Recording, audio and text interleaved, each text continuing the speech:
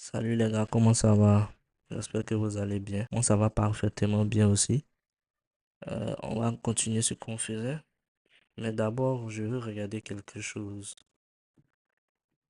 Il y a quelque chose que je veux regarder. On va terminer cette vidéo-là parce qu'elle me fait vraiment rire.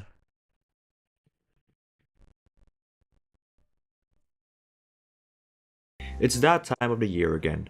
No, not Christmas, not your birthday, and not your wedding anniversary. Landlord. He shows us around once again, and things get slightly weird when we get into the basement. He becomes quite cryptic when the subject of the conversation turns to the mysterious door downstairs, telling us it's for quote-unquote storage, and how somebody's mom died downstairs. Then he gets stuck in the damn staircase, amazing. He disappears into the dead of night, and Mike decides that we should go fishing in minus 30-degree weather in the middle of the night. Of course, we have no backbone, so we can't say no, so we join him outside and see a demon cross a bridge in.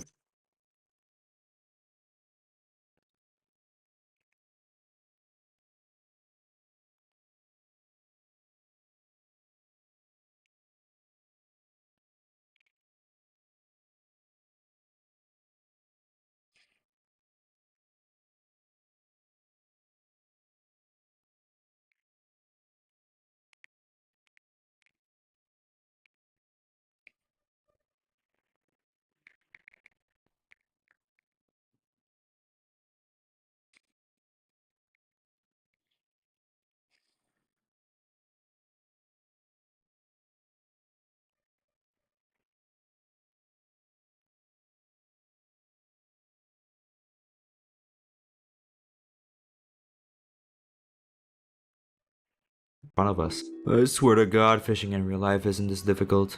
Once we're done, we head back inside and Mike decides to cook up something devious. At this point, he really is dragging the damn episode through the mud. Not only does company often kill suspense, but so do fetch quests where you aren't accomplishing much. I lied, we're accomplishing another eating section. You know what, Mike, I'm not hungry. I'm just gonna hide in the cupboard and cry because when I put this episode in F tier, people are going to kill me.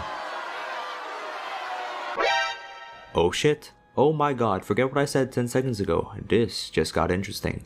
Mike finally has a good idea, depending on how you look at it, and suggests we should go down into the basement and play with this Luigi board. Okay Mike, maybe you aren't the weakest part of the episode so far. We sit down, turn off the lights for immersion, and try contacting the spirit of the dead lady that Rick told us about.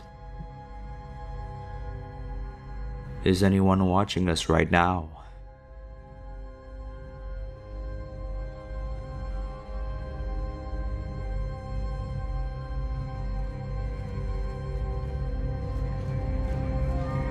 Attends les gars, aujourd'hui c'est le 31 octobre, donc c'est Halloween, si je dis pas des bêtises. Peut-être que Google a un spécial doodle pour nous. Quand je dis doodle, bien sûr,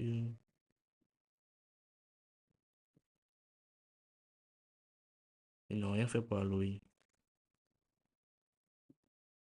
Sérieusement, ils n'ont rien fait pour Halloween.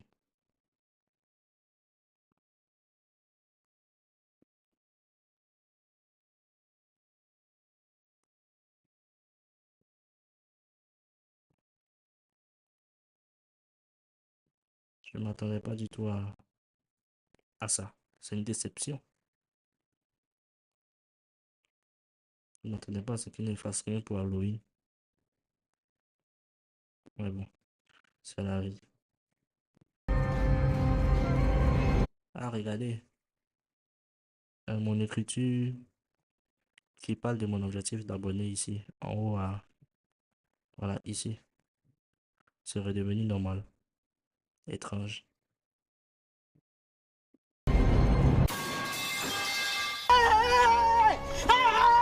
Mike, being the white knight that he is, shits his pants, runs away. The ghost, feeling bad for us, leaves us, kills Mike, and we live happily ever after. The end. We go upstairs and confront Mike about why he's such a bitch, but he ignores us and sits down to watch TV instead.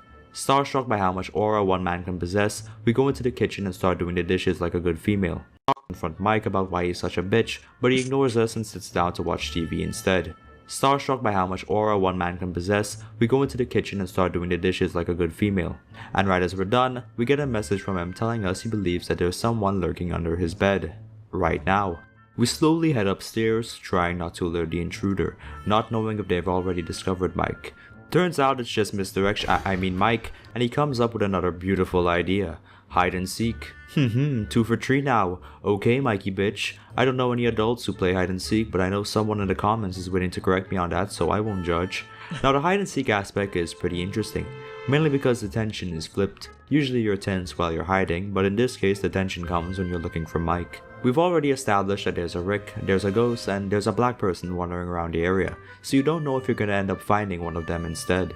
Now fortunately for us, it ends up being a cat, wow. Oh, and Rick as well, oh great. He says he's here to fix the sink, but it's understandably quite odd since I used that sink 5 minutes ago. All that pissing, you think I wouldn't know if the sinks weren't working? Mike then threatens to call the police, to which Rick responds with, "Will you see Carl? There are no cops in Woodbury." Well Rick, either you're on the fence or I'm fucking blind, because I counted at least 27 cop cars coming down the road. Which one is it, big man? Intimidated, Rick runs away and we decide to head to sleep, not bothering to wait for Nora because she probably hit a deer and died anyways. We wake up hours later to knocking on our door, and if you've ever played a Fears to Fathom game, you'd know that standard procedure dictates that we wait in the closet for a jump scare to happen.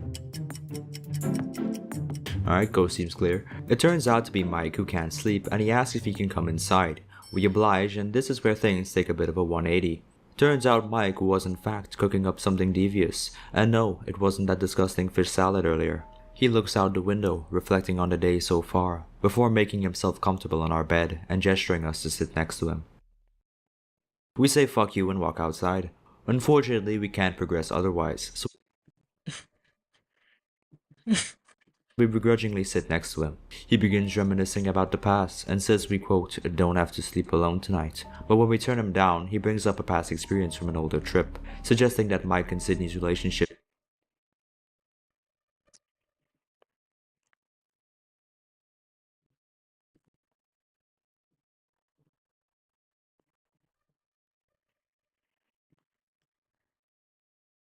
is a bit complicated. Luckily, Nora saves the day when we find out her car ran off a bridge and exploded. Mike then heads out to pick her up, not before asking for another hug, and leaves us alone in the cabin. Mike then heads out to pick her up, not before asking for another hug, and leaves us alone in the cabin. The most important thing to note, however, is that she's 70 miles away. 140 miles total. Do you know how much gas that is? Anyhow, with that, your foolish escapades of fishing, playing games, and pissing comes to an end. Put on your big boy pants because we're alone in the dead of night, in the middle of the goddamn nowhere. We then try to go back to sleep, but we're awoken again to someone at the front door. Is it Mike and Nora? Of course not, asshole. Did you forget what game you're playing? We head downstairs and look through the window. Well, if it isn't you again. It ends up being the hitchhiker from Moe's Pizza who's currently freezing his balls off and wants to be let inside. At this point I think I'll take my chances with this rando over Mike. Come on in, lad. That isn't an option, however, and we leave him outside. His demeanor quickly shifts to anger and he starts demanding to be let in. We insult his intelligence because that seems like a smart thing to do, and he eventually gives up and tells us, quote, "Karma's a bitch, you are in fact going to should have known better." We head back upstairs, but we're interrupted for a third time, this time by screaming and what sounds like gunshots. We go downstairs to investigate and see nothing.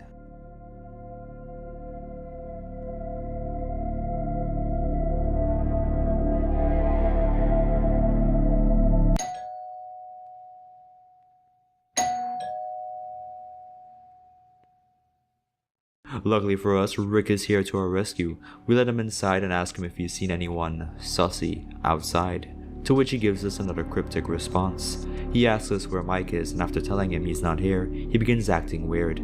He goes over to the fireplace to warm up and begins monologuing about the storm. We sit there with him, still waiting for Mike and Nora, when we get a text message from Rick.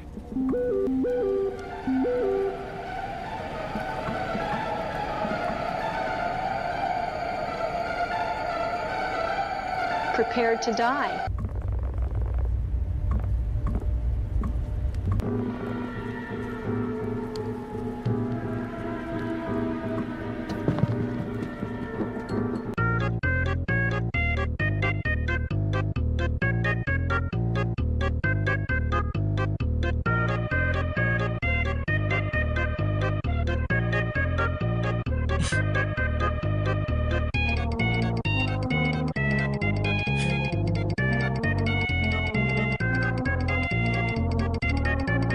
And that's the end of season 1 of Fears to Fathom. There's quite a bit to unpack here, but I wouldn't blame you if you thought otherwise.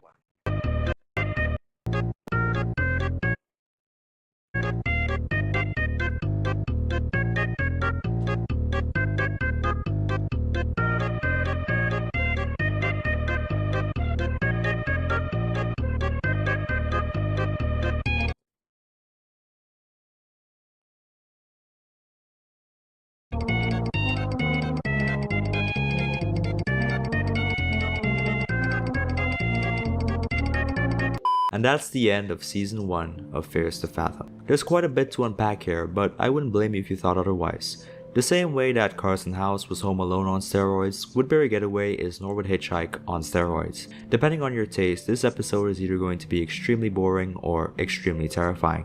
For starters, it's a very different type of horror compared to Ironbark Lookout. I'll just come out and say it very bluntly. Men. I didn't really see it at the start, but this episode secretly spends its entire time building towards one thing: Mike. It starts by portraying him as kind of a bumbling idiot, someone who is very awkward and a massive coward, before it takes a turn and transforms into a bit of a monster. Towards the end, we can see as his facade crumbles and he turns into a manipulative asshole, as he tries to guilt Sydney into I don't know if I can say this on YouTube, but you guys have eyes. Climax of the episode, and I imagine to the one female that watches my channel, aka my grandma, that this was a pretty unsettling episode. And if you still have any doubts about the theme, it's pretty much littered everywhere in the episode. The janitor, Gail, the hitchhiker.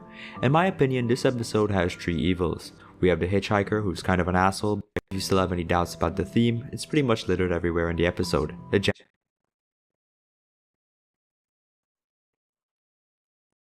janitor, Gail, the hitchhiker. In my opinion, this episode has 3 evils. We have the hitchhiker, who's kind of an asshole but not enough to act on it. We have fake Rick, who is an asshole and does act on it. And then you have Mike, who you're not too sure about. He's a perfect example of a wolf in sheep's clothing, and it seems like he's just one bad day away from becoming like the other two. Dare I say, he's already worse than the other two. The hitchhiker has restraint, fake the other two. Dare I say, he's already worse than the other two. The hitchhiker has restraint, fake Rick is probably mentally unstable, but Mike knows damn well what he's doing. This episode did a really good job of putting you in the shoes of the character, and while I personally didn't find it scary, I was very uncomfortable towards the end. Usually I talk about whether or not the events are likely true or not, but that doesn't really matter. It doesn't matter if fake Rick and the hitchhiker didn't happen, because that's not 100% of what makes the episode scary. Mike makes the episode scary, and I'm pretty certain creeps like Mike exist. It's worth pointing out too that the ending, unlike many other episodes, isn't a good ending. You don't have to deal with the other 2 evils, sure, but you still have to deal with one, the worst one. Like I said at the start, horror is subjective. I didn't enjoy it as much as Ironbark Lookout, and it is kind of slow at the start. Especially if you're a dumbass and you look out the wrong window, thereby missing an Easter egg. Unfortunately, the main twist of you're a dumbass and you look out the wrong window, thereby missing an Easter egg. Unfortunately, the main twist of fake Rick being fake Rick was kind of obvious at the start, but the side arc with Mike caught me by complete surprise. I wish I could split the episode in half and give one half B and the other S, so I guess, for me, Woodbury Getaway gets an A tier, but I wouldn't be surprised if people thought it was S tier or better than episode 4. On the other hand, the other episodes will sit firmly where I placed them, no take backsies. Fears to Fathom is my favorite in the VHS genre. Other games seem to be too boring and too mind-numbing, but Fears to Fathom is like a Kinder Egg, and I've enjoyed opening them throughout the past few years. I'm not sure if there will be a season 2, but I really hope so. Until then, well, we're gonna have to settle for some alternatives. Ok, je voulais regarder.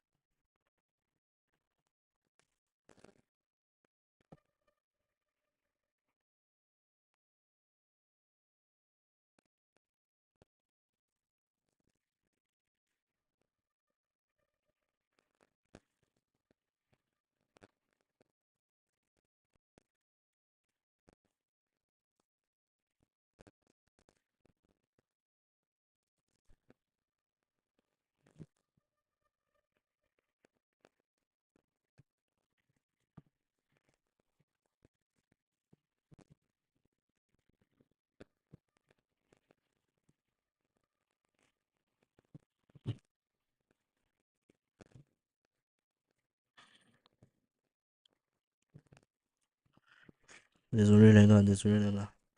On va continuer, on va continuer.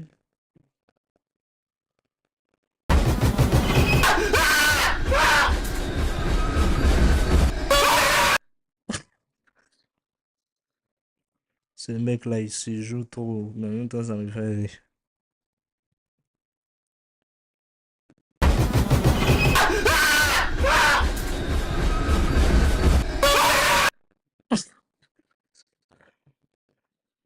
Ça me fait rire. En Up, même temps, je vois qu'il surjoue. but whatever. Ankles. We about to catch some spring ankles, chat.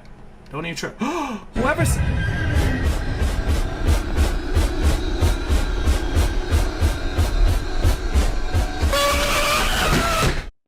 yo.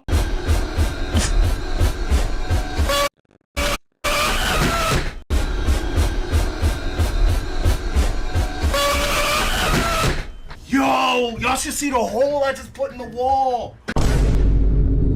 Yo. Yo, y'all should see the hole I just put in the wall. Il surjoue de ouf. I got this, chat.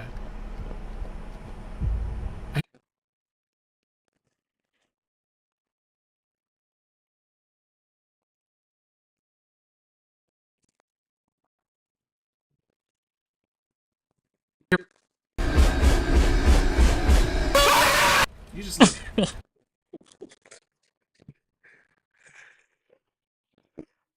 Oh, ça m'a fait rire.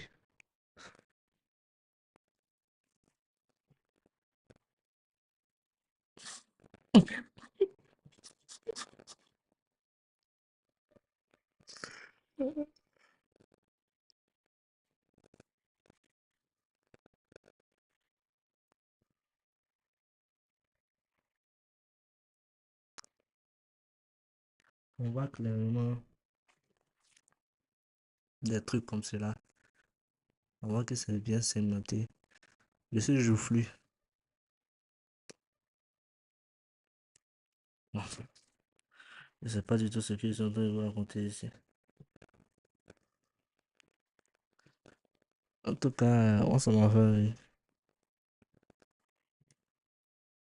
Même si je sais qu'il surjoue. You just look.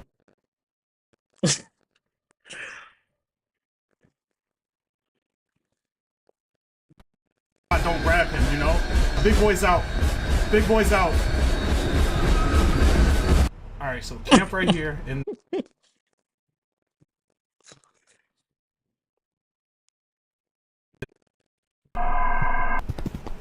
sit down! Since the night is different, we're gonna stay in the office. Outside.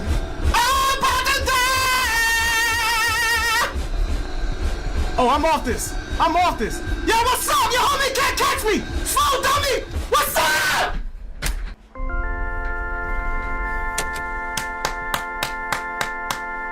Had to run my mouth on the way out the door.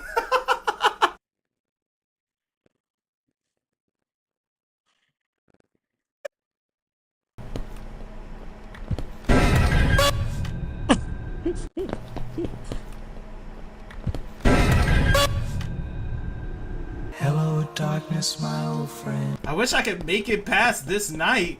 This is gonna take me forever to beat.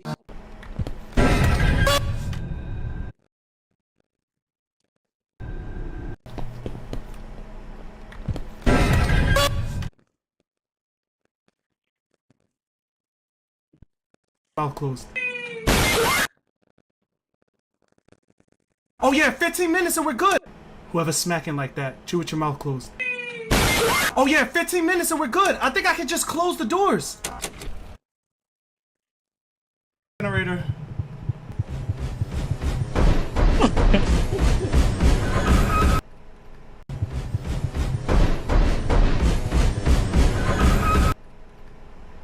Look.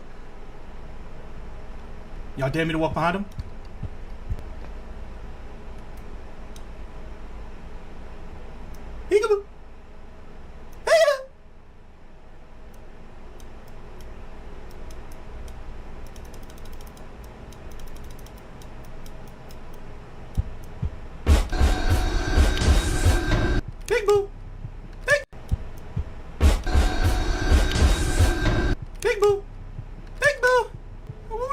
I were to make a run for it, big dog, huh? You think you can catch me? I don't think you got that dog in you. Exactly. 5, 4, 3, 2, 1. Oh!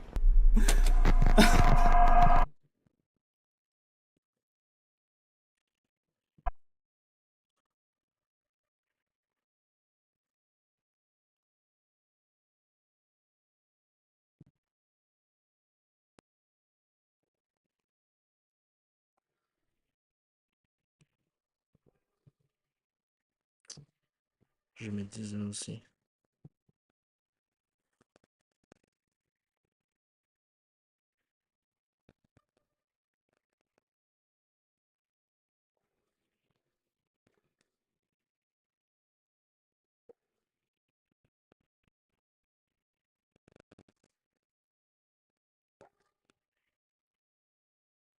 Why you sound like you farting? Should I keep going, y'all? Bro, why it sound like he was farting when he was running?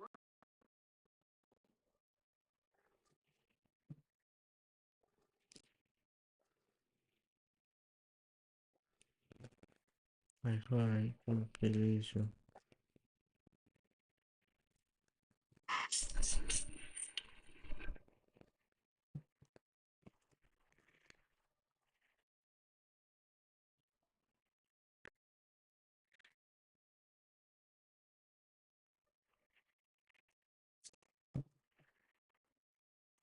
Je sais pas si le stream est fini ou bien si ça continue.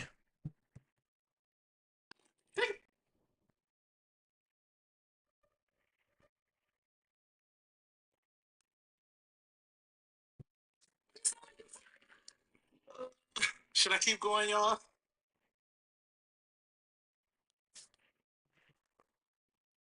On dirait que ça continue. Il y a des gens dans le chat. Si vous êtes là, faites un coucou. J'ai aucune idée si le stream est fini ou bien s'il continue.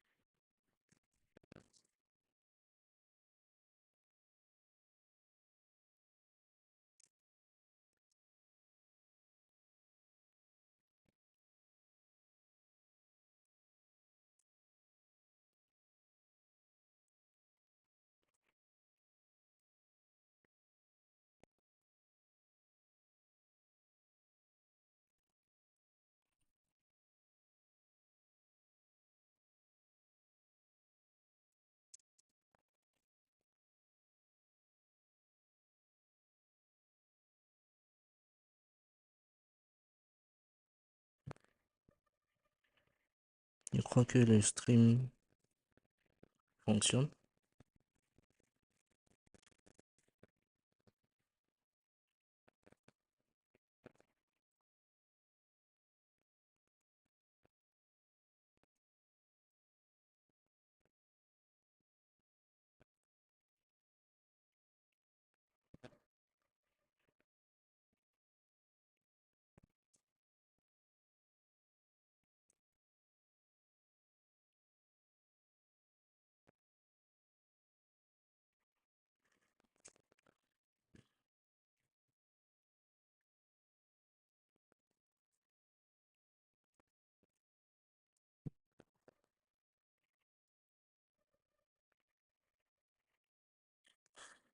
Ok, je crois que le live continue. Running. Mais c'est lorsque je regarde la vidéo que le live en pâtit.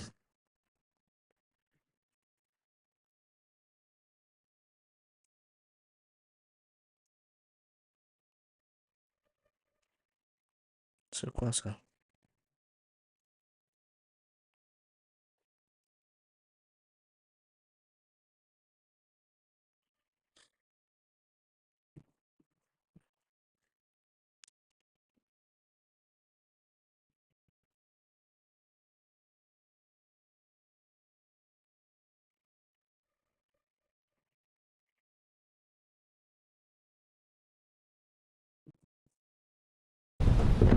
Yup. Yup.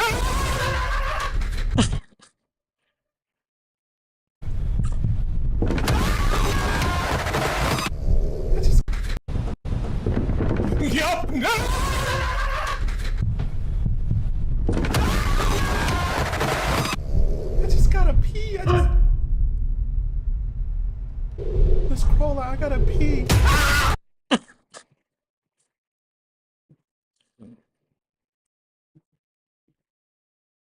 All right, chat. We've been waiting on this game for a little while now. The first game, you may remember it. It is super normal.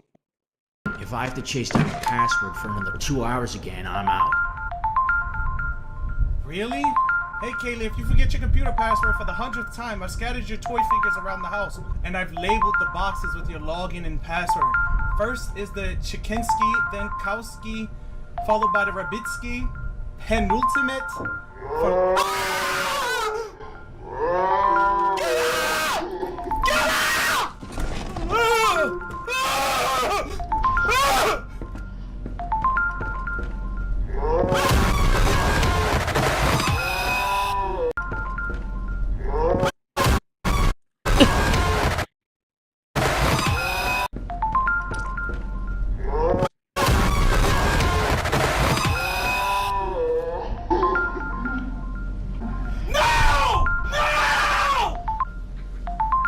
Bro, my mouse is on the floor. Penultimate.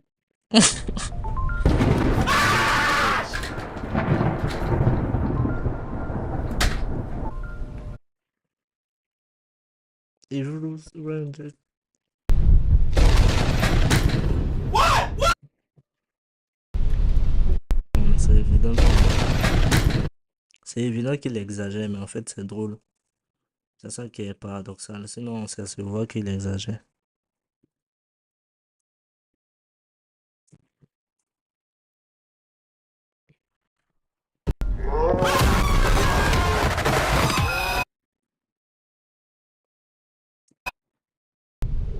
Let's crawl out. I gotta pee.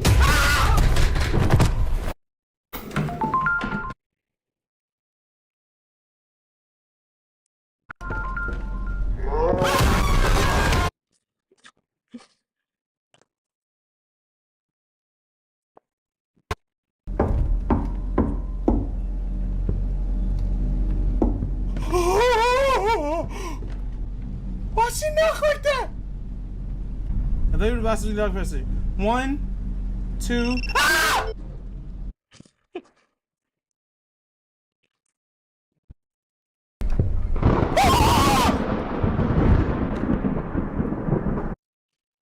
Anyway, les gars. Donc, on va revenir à nos problèmes. Donc, hier, on essayait de faire marcher le pourcentage.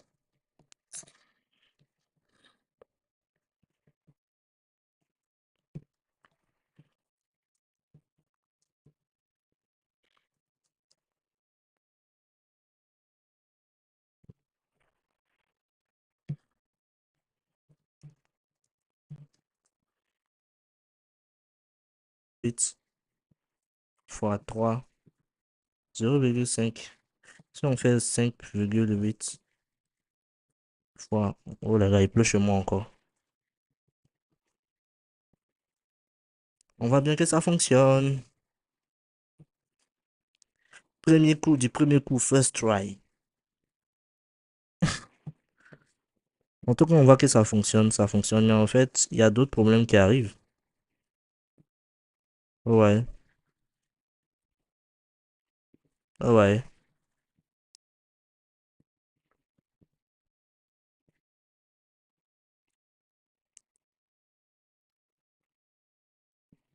Si tu mets quelque chose.